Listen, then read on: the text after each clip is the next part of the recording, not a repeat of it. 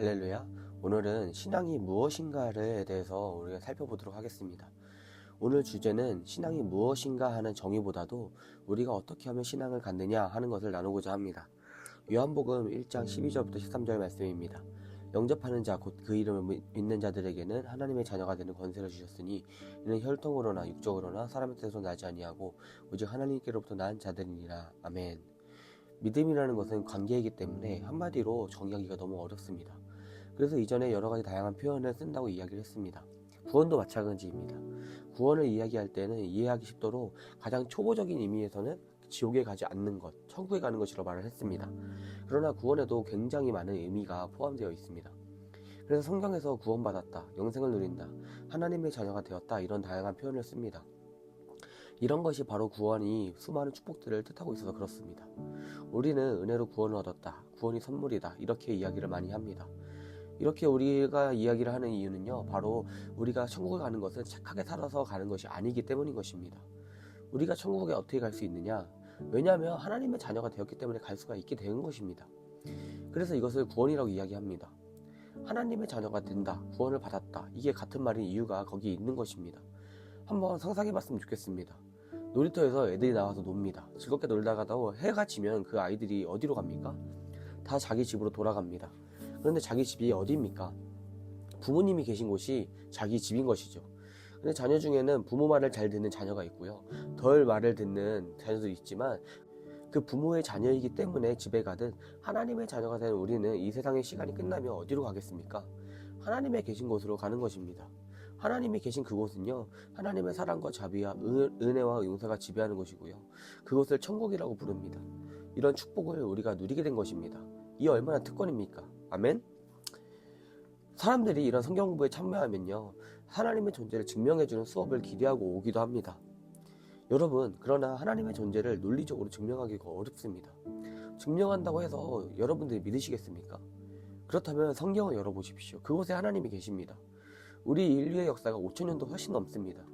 그런데 그동안은 하나님의 존재를 자체를 의심한 것은요, 지금 400년 정도밖에 안 됩니다.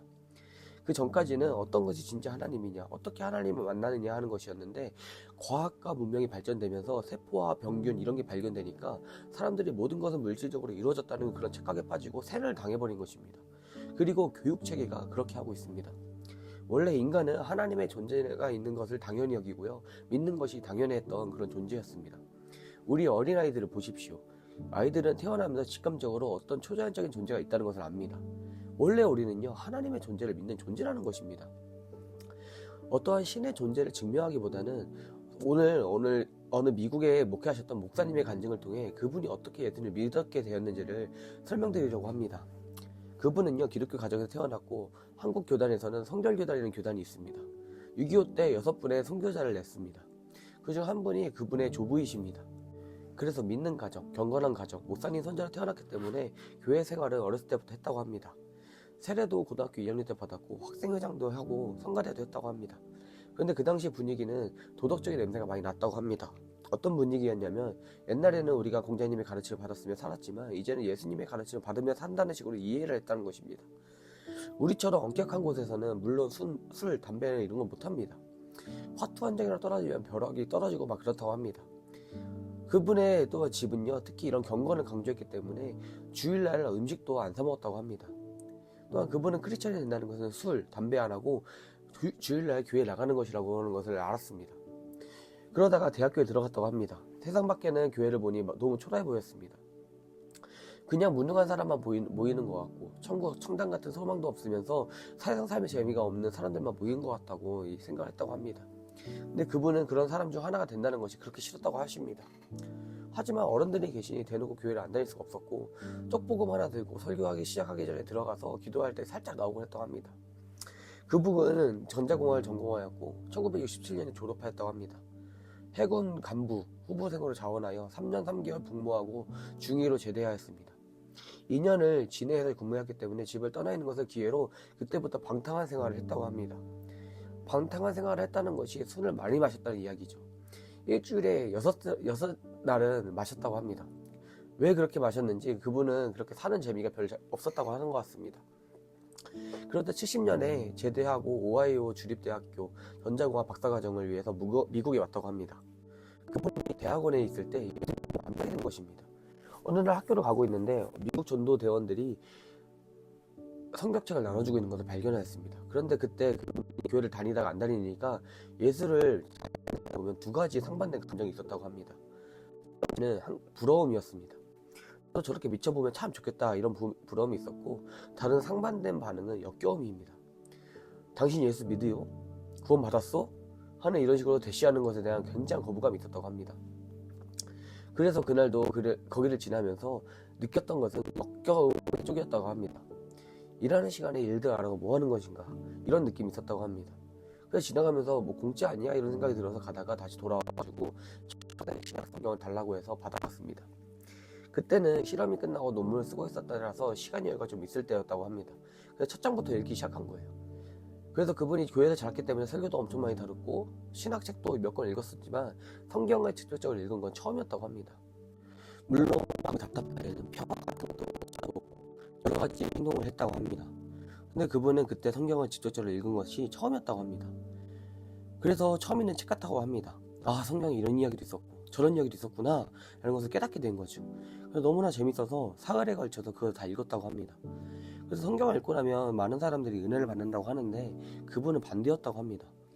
오히려 읽기 전에는 괜찮았는데 읽고 난 다음 후에는 막 부담감이 생겼다는 거예요. 첫 번째 부담감은 예수라는 분에 대한 거부감이었습니다. 예수를 믿기 전에는 예수라는 분에 대해서 굉장히 인상이 좋았는데 잘생기시고 코도 오똑하고 정말 내 이웃을 내 몸과 같이 사랑하라 이렇게 말하는 사람이라면 잘못될 리가 없다라는 이런 생각이 있었는데 막 성경을 직접적으로 읽다가 보니까 막 거부감이 생겼다는 거예요. 나보다 나은 것도 없는 것 같고 나보다 같은 30살인데 직업도 평범한 못 쓰고 교육도 받지 못한 것 같고 외국에 한 번도 나가지 못한 사람이 말하는 것을 들어보면 영 건방진 것이 아니었다고 합니다. 여러분들 교회를 다니시면서 이런 말씀 많이 듣지 않으십니까?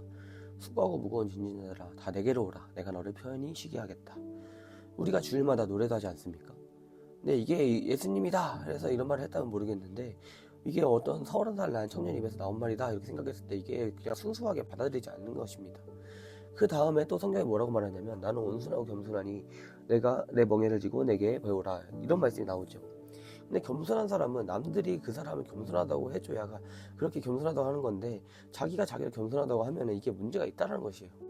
그리고 그 당시 그분은 감히 신이 없다 있다 이 정도는 아니었지만 있는 쪽으로 기울어 있었다고 합니다.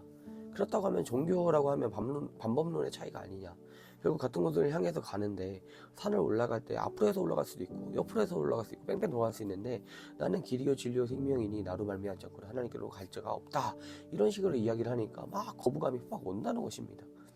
그게 그분에는 엄청난 굉장히 부담감이 되었다고 합니다. 두 번째로 그분에게 힘들었던 부분은 기적 부분이었다고 합니다. 기적. 그분은 그 당시에도 우리가 이해 못하는 정신과 육체의 어떤 상관관계가 있기 때문에 내가 낫는다 아니면 이번 나를 고쳐준다 이렇게 믿으면 나을 수 있다고 생각했다고 합니다. 그런데 그런 식으로 생각해도 설명이 안 되는 만화 같은 것이 있습니다. 예를 들어 항아리에 물을 넣고 떠서 먹으니까 포도주가 되었다는 이야기를 떡 5덩어리로 5,000명을 먹였다는 것입니다.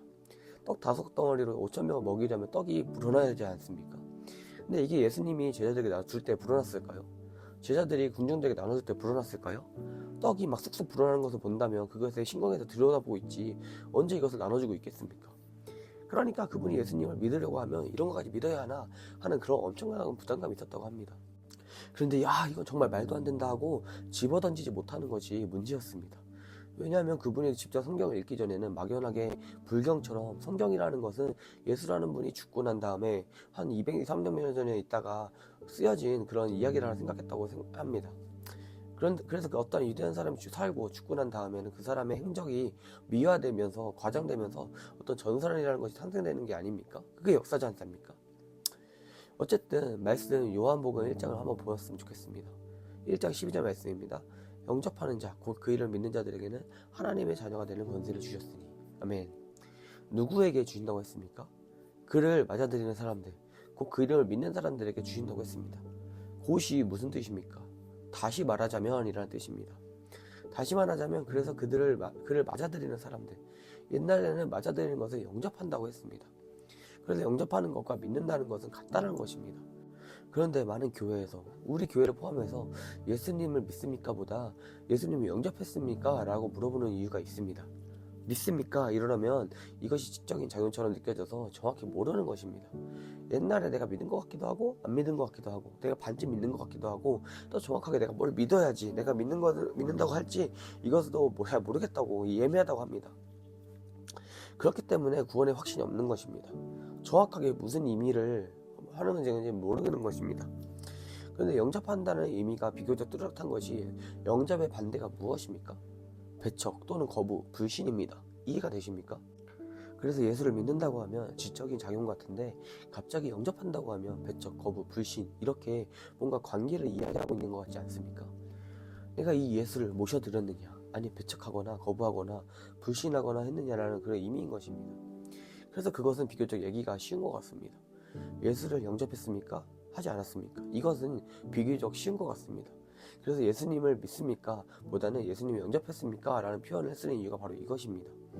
그래서 하나님의 자녀가 되는 권세를 우리에게 주신다고 했느냐 하면 그냥 예수님을 영접하며 하나님의 자녀가 되는 권세를 주신다고 한 것입니다. 우리는 하나님의 뜻대로 살려고 하는 사람이 하나도 없습니다. 그 자격으로는 천국에 갈 수 있는 사람이 하나도 없습니다. 그래서 하나님께서 말씀하시기를 내가 그런 것을 안 따지고 딱 하나에 걸겠어. 내 아들을 어떻게 하겠느냐. 이거 하나에 걸겠어 라고 하셨습니다. 그래서 내 아들을 영접하면 너희들 내 자녀로 삼아줄 것이고 내 아들을 거부하거나 배척하거나 무시하면 할 수 없다 라고 이야기를 하시는 것입니다. 왜 할 수 없다 라는 표현을 쓰냐면요, 안 믿는 사람들이 제일 기분 나빠하고 거부감을 느끼는 표현이 당신 예수 믿어야지 안 믿으면 지옥 가요 라는 것입니다. 왜 그렇게 거부감이 드냐? 착각을 하고 있어서 그렇습니다. 그냥 가만히 있으면 좋은 데로 갈 거라 생각해서 그런 것이죠. 그래서 내버려두면 좋을 데로 갈 건데 내버려두면 좋은 데로 갈 건데 왜 갑자기 예수라는 깡패가 나타나서 너 나 믿어? 그럼 다 지옥 보내 라고 생각하는 것이죠. 근데 우리는 가만히 두면 어디로 갑니까? 하나님이 없는 곳으로 가다 보면 그 종착역이 어디입니까? 바로 지옥입니다. 사단 마귀와 함께 영원히 사는 거죠. 예를 들어 큰 유람선이 강으로 가는데 유람선이니까 얼마나 좋은 음악도 틀어놓고 춤도 추고 즐겁게 지낼 수 있지 않겠습니까? 그런데 저 끝이 폭포가 있습니다. 헬리콥터를 보내서 밧줄을 내려보내면서 앞에 폭포입니다. 빨리 매달리십시오 라고 합니다. 붙은 사람은 구조될 것이고 에이 뭔 소리야 하는 사람은 폭포에 떨어질 것입니다. 우리는 다 하나님을 떠나서 내가 하나님 노릇을 해보겠다며 끝까지 이것을 포기하지 않고 간다 하다가 결국 하나님의 사랑과 용서와 은혜가 미치지 않는 곳으로 떨어지게 되어 있습니다. 그래서 하나님께서 예수님을 보내셔서 밧줄을 내리셔가지고 누구든지 예수님을 영접하며 하나님의 자녀가 되는 권세를 주신 것입니다. 거부하고 배척하고 무시하면요 할 수가 없습니다. 자기가 가는 그 길을 하나님이 없는 삶을 살아가다가 결국은 하나님의 사랑과 은혜와 용서가 없는 그런 그 지옥으로 푹 떨어지는 것입니다. 그래서 예수님을 영접하면 하나님의 자녀가 되고요 구원받고 천국 가는 사람이 되는 것입니다. 다 같은 말입니다. 우리는요 예수님을 영접해야 합니다. 하나님의 자녀가 되는 방법이 아닌 것이 13절에 나와 있습니다. 요한복음 1장 13절에 이는 혈통으로나 육정으로나 사람의 뜻으로 나지 아니하고 오직 하나님께로 난 자들이니라. 아멘. 여러분, 혈통으로 나는 것이 아닙니다. 이게 무엇입니까? 타고나는 게 아니라는 것입니다. 예를 들자면 목사님의 아들이라고 되는 게 아니라는 것입니다. 감이 잡히십니까? 혈연 관계로 되는 게 아니라는 것이죠. 모태신앙을 이야기하는 사람들 있지 않습니까? 그 의미가 무엇인지를 아시죠? 그러나 혈통으로 가는 것이 아닙니다. 가끔 보면 내 아내의 믿음이 너무 좋아서 죽을 때 내 아내 치맛자락을 붙잡고 갈 것이다 라고 하는데 안타깝게도 그게 아닌 것입니다. 또 두 번째로 아닌 것이 육정입니다. The will of the flesh. 이게 무슨 의미입니까? 인간의 정보다도 의지. 예를 들면 착한 일을 보다도 노력하고 애쓰고 해서 그렇게 되는 것이 아니라는 것이죠. 착하게 사는 것도 여기에 포함됩니다. 자꾸만 노력으로 구원받으려고 하는 사람들이 있습니다. 크리스찬답게 살아서 구원받으려는 사람들이 있습니까? 아닙니다. 될 수가 없습니다. 될 수 있으면 좋겠지만 되지 않습니다. 불가능합니다. 타락한 인간은 알아도 그렇게 살지 못합니다. 그래서 안 됩니다. 세 번째 되지 않는 것이 무엇입니까? 사람의 뜻이 아니라고 했습니다. 이것은 the will of man, 사람의 의지입니다. 어떤 사람의 의지로 되는 것이 아니라는 것이죠. 그래서 누가 시켜주는 것이 아니라는 것입니다. 구원이라는 것은 세례라든가 침례라든가 그런 것으로 되는 것이 아닙니다. 혈통으로도 아니고 육정으로도 아니고 사람의 뜻으로도 아니고 그러면 오직 무엇입니까? 무엇을 가능하다고 하십니까? 예수님을 영접함으로써 이것이 바로 유일한 길인 것입니다. 사도 바울은 같은 내용을 좀 더 다르게 표현합니다. 혈통으로도 아니다 라는 것을 유대인이라고 구원받는 것이 아니라고, 아브라함의 후손이라고 해서 구원받는 것이 아니라고 이야기를 합니다. 육종으로 아니다 라는 것은요, 율법을 지켜서가 할 수 있는 것이 아니라고 이야기를 하는 것입니다. 사람의 뜻으로 한 것도 아니다 라는 것은요, 할례를 받았다고 해서 되는 것이 아니라고 사도 바울이 다른 표현으로 같은 말을 하고 있는 것입니다.